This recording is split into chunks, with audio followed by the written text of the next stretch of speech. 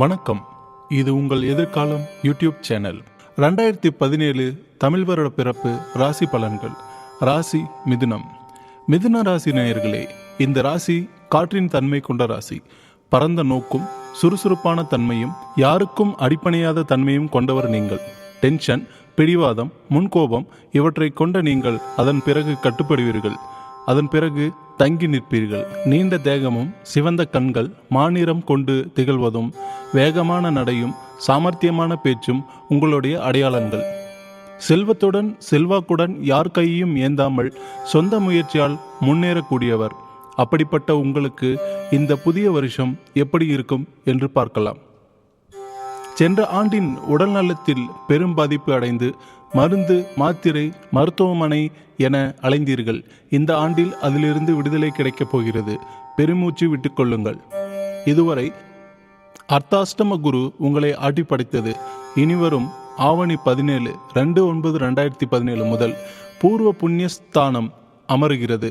இனி எல்லாம் நன்மைக்கு. எதிர்பார்க்கும் இடத்திலிருந்து எதிர்பார்க்கும் நல்ல விஷயங்கள் இல்லம் தேடி வரும்.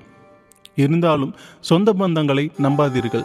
நண்பர்களே சில நேரம் பகையாகி பேசுவார்கள். உடன் பிறந்தோரும் சில சமயம் முறுக்கிக் கொள்வார்கள். இத்தகைய சூழ்நிலையை குரு பெயர்ச்சிக்கு பின் தலைகீழாக மாறும் என்பதை மறுக்க முடியாத உண்மை.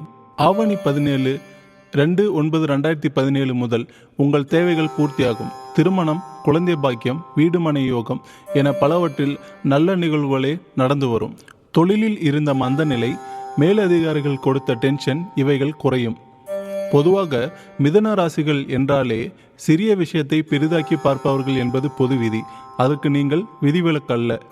எனவே எந்த விஷயத்தை பற்றியும் மனதை போட்டு குழப்பிக்கொள்ளாமல் தெளிவான சிந்தனையோடு இருங்கள்.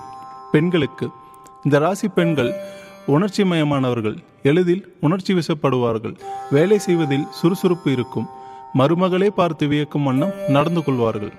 இந்த வருஷம் உங்களுக்கு சாதகமான வருஷமே. மாத கணக்கில் மருத்துவம் பார்த்த நீங்கள் இந்த வருஷம் மருத்துவ செலவின்றி சுகப்படுவீர்கள்.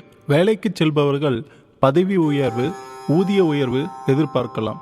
பரிகாரம் இல்லை. நன்றி. உங்கள் எதிர்காலம் யூடியூப் சேனல். உங்களுக்கு இந்த பதிவு பிடித்திருந்தால் லைக் செய்யுங்கள், ஷேர் செய்யுங்கள், மறக்காமல் சப்ஸ்கிரைப் செய்யுங்கள்.